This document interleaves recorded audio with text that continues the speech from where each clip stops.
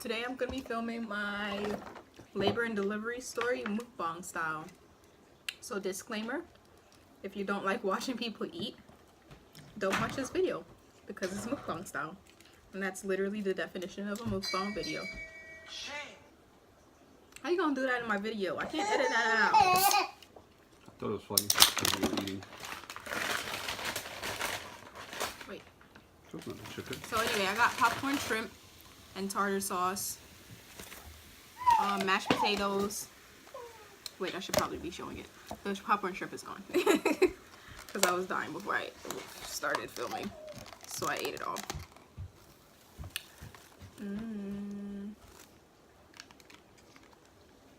Come here, Ollie. You have to eat too. Even though you already had snacks.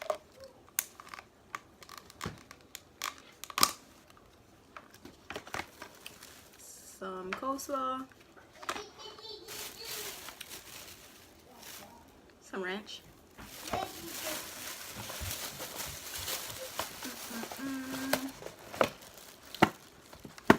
I used the Popeyes app because they had a good deal. It was 5 pieces of chicken, 2 large sides, and 2 biscuits for $8.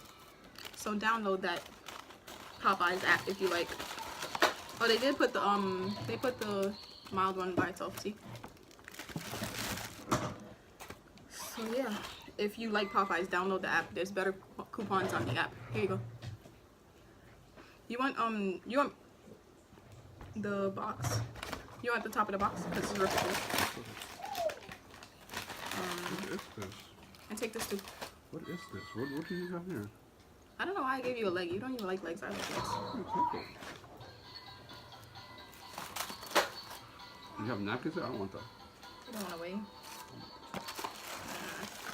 Here, take this one. So yeah, today I'm going to be filming my labor and delivery story because I remember it like it was yesterday. So the night before Ollie was born, well actually no, yeah, the night before Ollie was born, I was eating chicken over rice. I just walked to the chicken over rice place, which is like 2 blocks away from my house, and Marvin's sister was walking with us, and she had just gave birth. Like Julia was like what, 2 months old or 3 months old? 3 months old. So she was walking with us, and I got like a sharp pain in my back, and I was like, I didn't even think anything of it. I was just like, oh, it's probably just like, I don't know, just a regular back pain from just walking or something. And it wasn't that painful. So I was like, oh, whatever, it's probably nothing. But she was like, no, it's probably labor. And I'm like, no. So I brushed it off. We walked back, and on the next block, another back pain comes, and I was like, at that point, I'm like, oh wow, this might be really labor. But still, I'm brushing it off. I'm like, nah, whatever, it's nothing. Then we get upstairs. Then we get upstairs, and then in the middle of eating the chicken over rice that I got one seriously painful contraction, and I was like, oh no, throw this food away, throw the whole food tray away. So I handed it to Marvin, and he was like, oh, you sure you don't want to save it? I was like, no, I'm never gonna see that again. Like, I already knew I was not gonna be back home for a couple days because I was gonna give birth that night. So, and I was right. So I went in the shower, and I started like doing my deep breathing and stuff, like, and I let the shower hit my the hot water hit my back because that's where all my contractions were. So then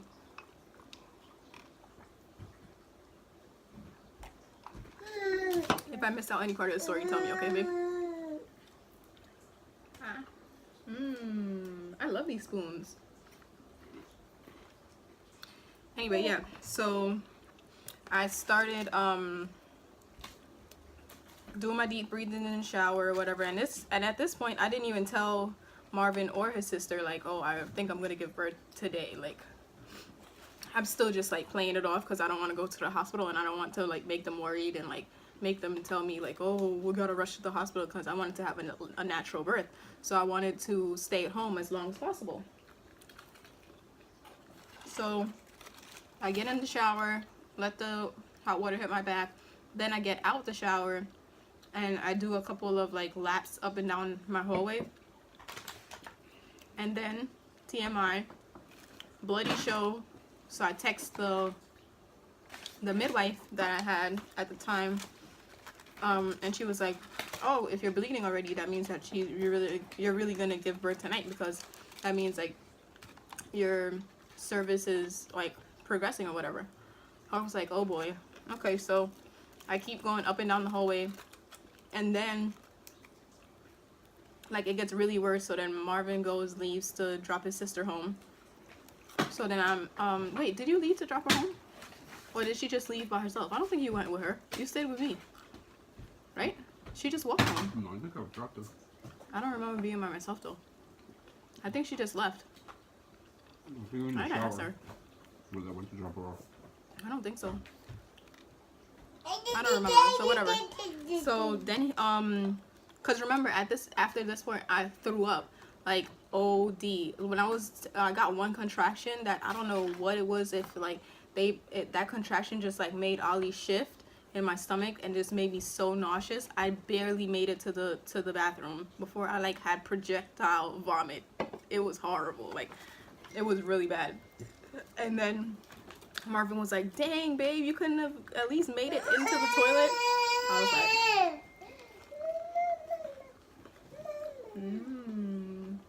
I was like, sorry. So then he cleaned that up, and then I got changed again.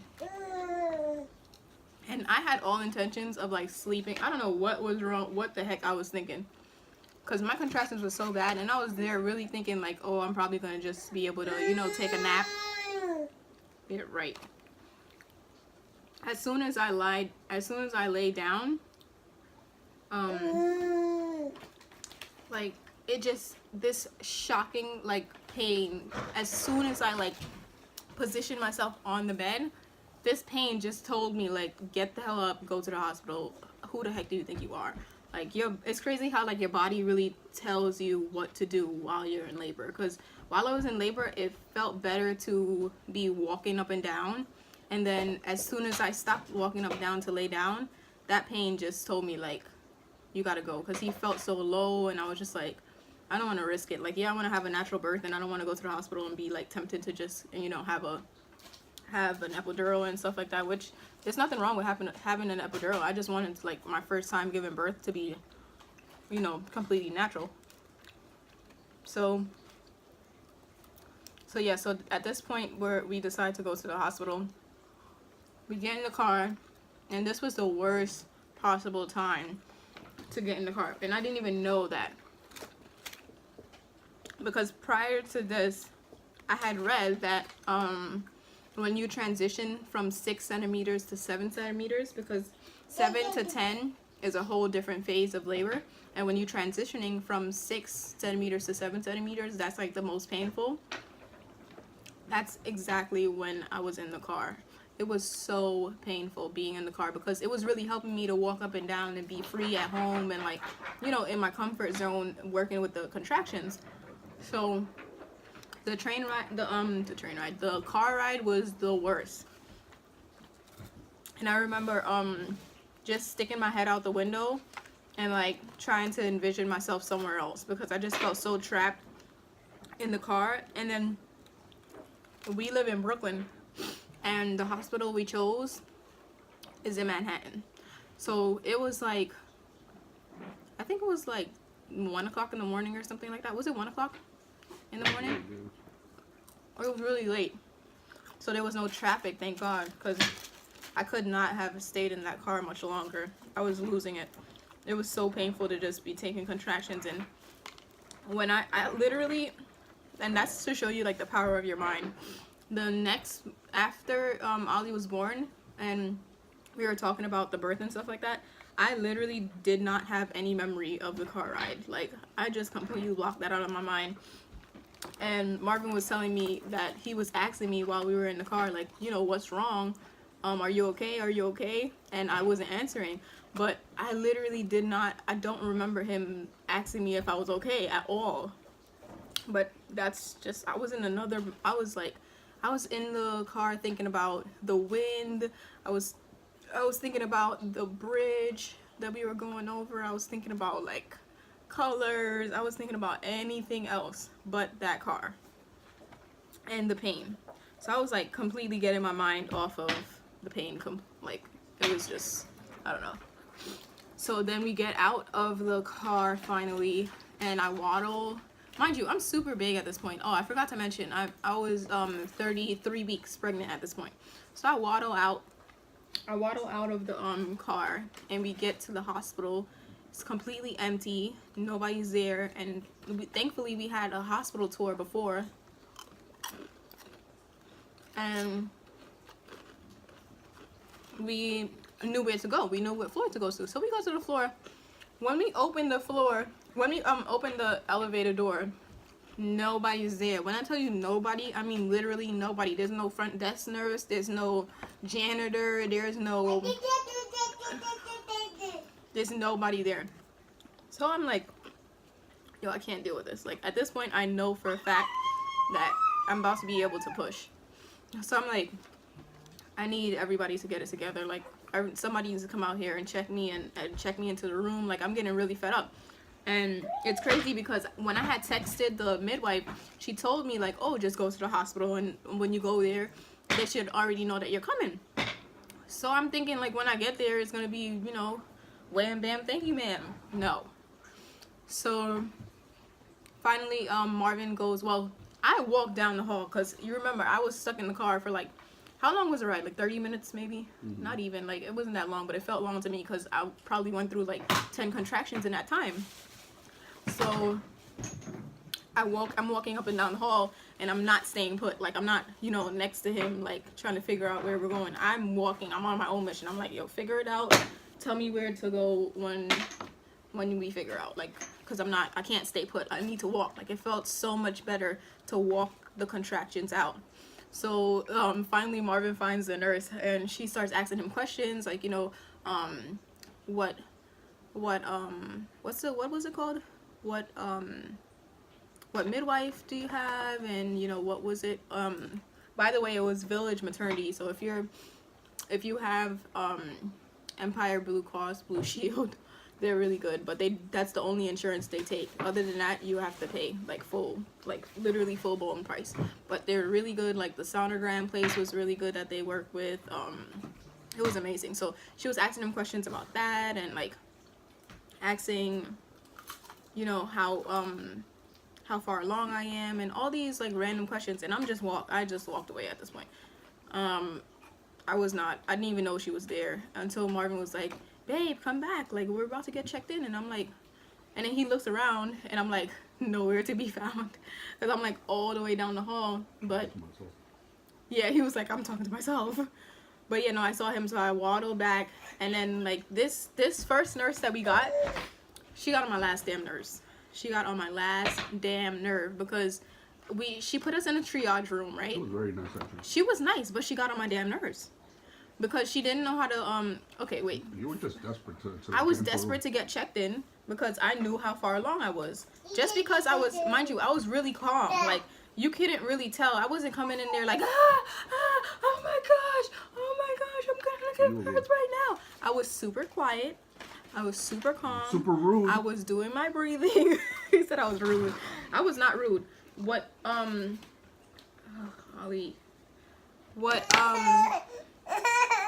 So she puts us in the triage room, right? And what did she do first? She started checking your blood pressure. Yeah. She checked my blood pressure. I was like, all right, fine. You gotta check my blood pressure, I understand. Then Ollie moves down lower, so I start to feel like I have to poop. And I watched a million labor and delivery stories. So I was like, I know once I feel like I can feel the pressure on like that area, I know that he's almost he's almost here. So I was like telling her like, I feel like I need to poop. He's about to come. Like, he's really close. And she's like, oh, you feel like you need to poop? Oh, let's get you to the bathroom. I'm like, no, I don't actually need to poop. It feels like I need to poop because he's low. And she's not understanding. I don't think she ever had kids or something. I don't know. So she tries to put in my IV.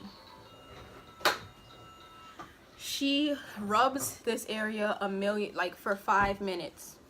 Rubbing the area. Okay, it wasn't 5 minutes. I'm being dramatic. Huh? She was looking for the vein. Yeah, she was looking for my vein. And let me show y'all something.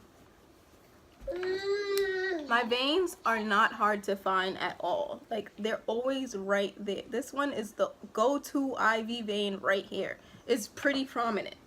So I was just like, what is she looking for? Like, I'm about to have a contraction. She needs to hurry up because I'm not going to be able to keep my arm still during a contraction for her to put this IV needle in. So she's wasting time or whatever looking for a vein that's already there right in front of her face. So give her some. So she finally finds it, right? And as soon as she's about to put the needle in, contraction. So I rip the rubber band and I throw it across the room. And I was just like, no, not when I'm having a contraction. And then Marvin was just like, then he shook his head and he was like, I'm so sorry. And he started apologizing for me. And I was just like, no, she should have did it faster. Like, I was sitting here for like 5 minutes. She should have just said, but I didn't even say all of that. I was just quiet. I just said, no, not while I'm having a contraction. I threw the rubber band. And she was like, okay, we'll just have someone else do it. And she walked out. So I was like, good. And then, well, I didn't say that. Again, other than that, ripping the rubber band, I was super calm. So I wasn't even saying anything. So she goes and she gets somebody else. No, she goes and she didn't do anything else, right? Yeah, no. Oh, she was like asking stupid questions. She was like, oh, when was your last She was like, oh, when was your last missed period? Like, oh, just all of these pointless questions. I'm like, so, I'm like, what is with all these crazy stupid questions? Like, what are you asking what's my last missed period for? Like, it really doesn't matter at this point. Like, I'm really about to give birth and you here asking me what's my last missed period. Like, you could ask me that after. Because I know she just wanted to know how far along I was. But still, I told you, I'm 33 weeks. Like, you could see it. It's not no crazy, crazy situation here. I'm just trying to get checked in and give birth to this baby. So then she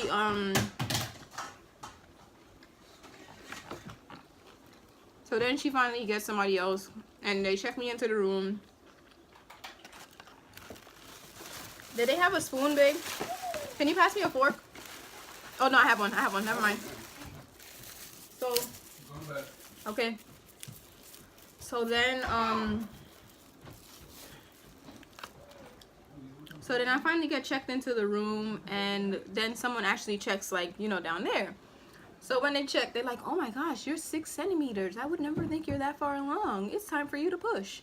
I'm like, I've been telling y'all this whole time since I arrived that I'm really far along.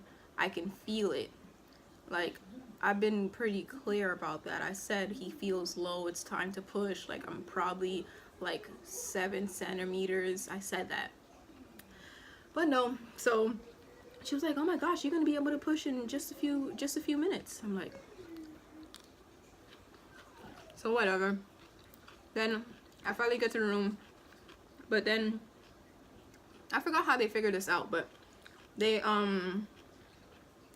said that Ali had pooped in my womb. So because they saw this is when they broke my water. So after she saw it was 6 centimeters, she was like, okay, let's break your water, because my water didn't break at this point. So she, you know, stuck her hands in there and broke my water. And it actually didn't hurt. I thought it was gonna hurt. The way she did it is, I guess she was so gentle. This is a different nurse, not the first one. So the way she broke my water was, like, it was fine. It was like a little pressure, but it was nothing compared to like contraction or anything, or what happened after I gave birth. Now that is, stick to the end of this video, because the end is, yeah. So anyway, so she breaks my water, and then tells me I'm about to start pushing or whatever. But when she breaks the water, she sees meconium because Oliver pooped in my womb. So they wanted to monitor me, so they put well, they were gonna monitor me anyway, but they put the like this band around my stomach to hear his heartbeat and, you know, just make sure he's fine. So that was fine, but it was super uncomfortable. Like, I think next time I give birth, I would just stay home because it was just too much. Like, between the car ride and like the hospital, having to wait for the nurses to like get everything together and the paperwork and all this extra stuff, when like I just want to get this baby out of me. It was just, I don't know. I think next time I would just give birth at home, because honestly, I gave birth with very minimum assistance. Like, it's not to say anybody like helped me have contractions or anything like that. Like, I was doing pretty good. So then my mom finally arrives, right? No, then I start pushing because they didn't check me again, which is why I think that I actually tore, but we'll get to that. So they didn't check me again. They just told me it was time to push. So I think that I actually wasn't 10 centimeters when I started pushing, but whatever. So I started pushing, and I did not feel the urge to push. I was pushing because they told me it's time to push. But really, like, I didn't ever feel any urge to push at all. So at this point I'm exhausted, because remember, I didn't say it. The first like contraction that was like a mild contraction, not even really that serious, that I didn't even notice, it was at 10 p.m. and this now is at 5 a.m. So it's the next day. I'm super tired. I've been in labor at this point for like 7 hours. So I'm just like, yo, it's time to push. All right, boom, let's do it. So, Ali, come here and finish eating. So, Holly, come here.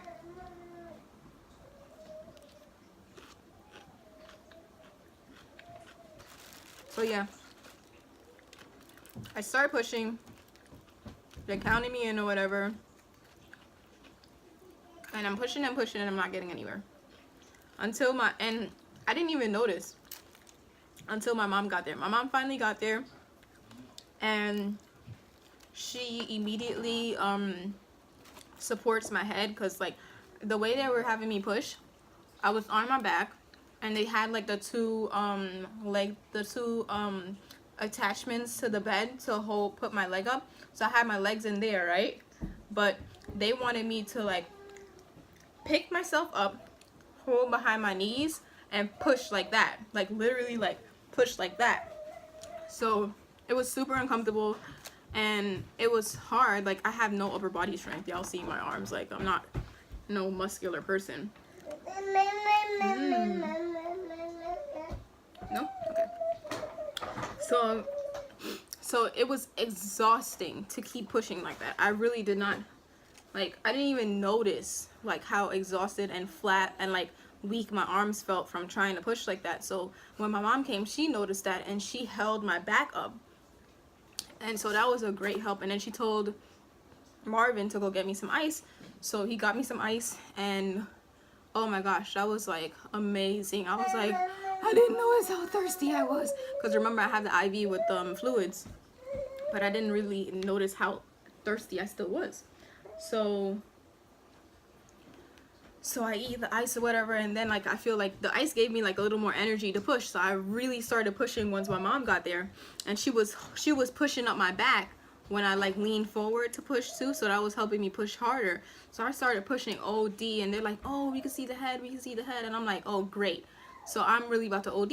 And then my mom, she was like, oh, on this next push you could get him out, you could get him out. And I think she was just saying that like to, you know, to motivate me or whatever, but I took that to mean like, okay, last push, bet.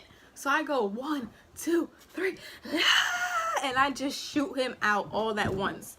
Like literally his entire body. His head didn't come out, and you know, it stuck right here. He was like this much of his head was out, and I just shot the rest of his body out. So I tore. And I could literally, you know when they say like there's a ring of fire? I literally felt that ring of fire, because And you know what? The ring of fire, I feel like is your body telling you, stop pushing so hard.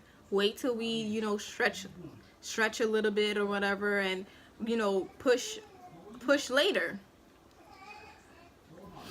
So I ignored that ring of fire because I kept going and I pushed them all the way out. And another thing is, you're supposed to push while you're having contractions. I was pushing like past contractions. Like if they told me to push, I would push a little bit extra after the contraction already passed, because I was just so exhausted. Like I just wanted to be done. So I feel like if I had the epidural and I was able to like take a nap and then wake up refreshed and push without like the pressure of like just wanting to be done, I probably would not have tore. But you know what? Also, if I had just not been so desperate to, you know, be done. Because if I was so desperate, I would have been pushing little by little.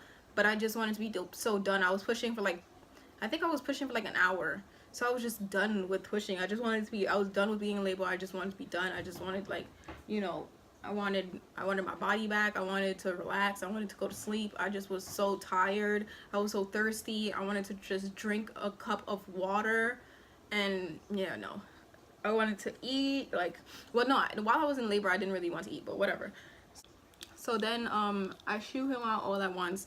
And you would think, like, okay, she had a natural birth, right? They always say, like, you know, when you have a natural birth, when the baby comes out, you forget about all the pain, and all the pain goes away, and all these happy hormones come, and it's the, you know, most happiest time, and blah, blah. No. I was so relieved that, you know, he was out, but I was in so much pain from that tear. Like, it was really bad. And then she really wanted to get my placenta out right away, because remember, Ollie had meconium in it. So she tugs the umbilical cord. And mind you, I don't even remember Marvin cutting the umbilical cord and none of that. Like, I was just so out of it. Like, as soon as he came out, I was like I was done. So she tugs the umbilical cord to get the placenta out without telling me. And I was like, ah! Because I felt like all of my organs and guts, like, just jerk.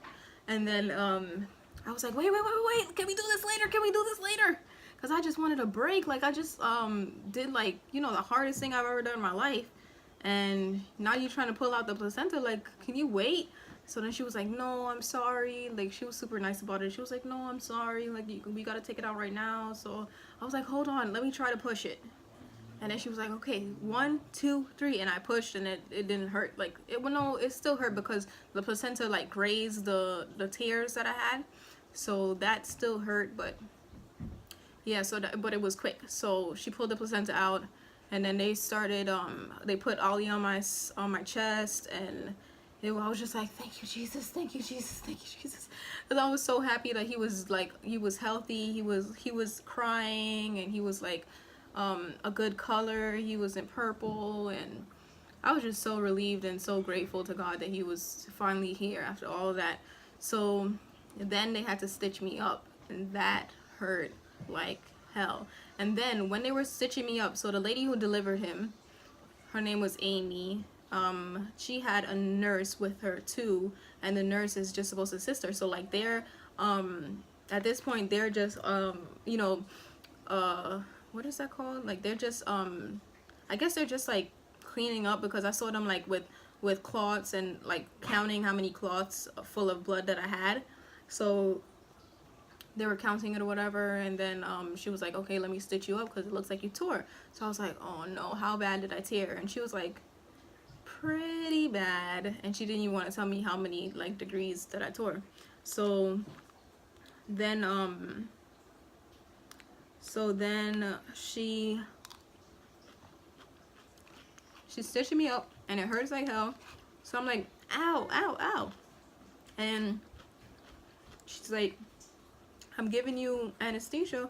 And I'm like, it still hurts. And then the other nurse comes out of nowhere when I'm saying ow again. And she was like,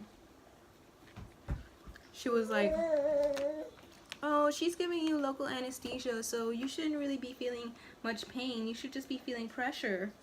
And I was just like, well, it still hurts. Because in my head, I'm like, don't be telling me what I'm supposed to be feeling. I'm telling you what I actually am feeling. And I'm feeling pain.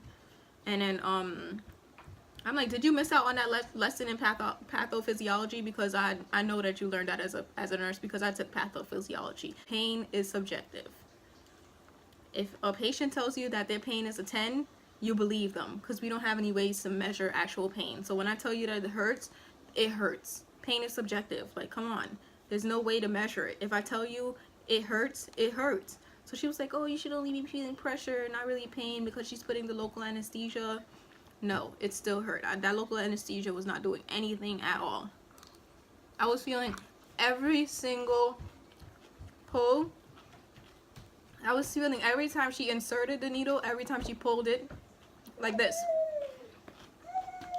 So, anyway. So she finishes doing that finally, and I'm just like, and even my mom was saying, like, well, my mom never toured, so she didn't really know how long it's supposed to take. But my mom too thought that it was taking kind of long. Here you go. You little figure. So even my mom was seeing how exhausted I was, and she was just like, how much longer? Like, and then she was like, oh, I'm just trying to do it really well because I can't really rush this. Like, you know, when you rush stitches, like, more complications come up and stuff like that. So I was just patient in there, and then it was just like, that was pretty much it. Like, yeah, that was my labor and delivery story. I'm happy, like, that you know, I was able to experience a natural birth, but that tear was just like ridiculous. Like, I think that my whole postpartum experience was bad because of that tear, because I wasn't able to walk. Sitting down was uncomfortable. You know how many freaking dermablasts I went through? I have no idea. Comment down below if you ever had a tear. But if I could go back in time, I would tell myself to be patient and just hold on. So yeah, if I could go back in time, I would like tell myself to be patient and not push so hard and not push past the contractions, because honestly the contractions weren't that bad.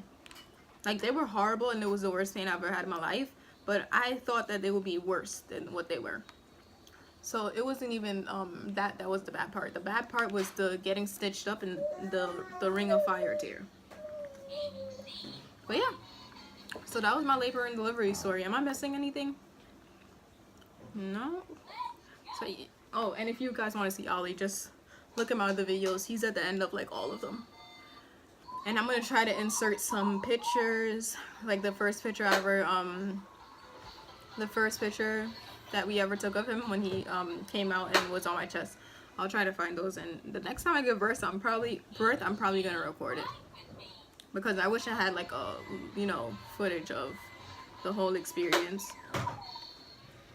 But yeah, I'm proud of myself, because that was like the hardest thing I've ever had to do. It was so freaking hard, but it was super worth it.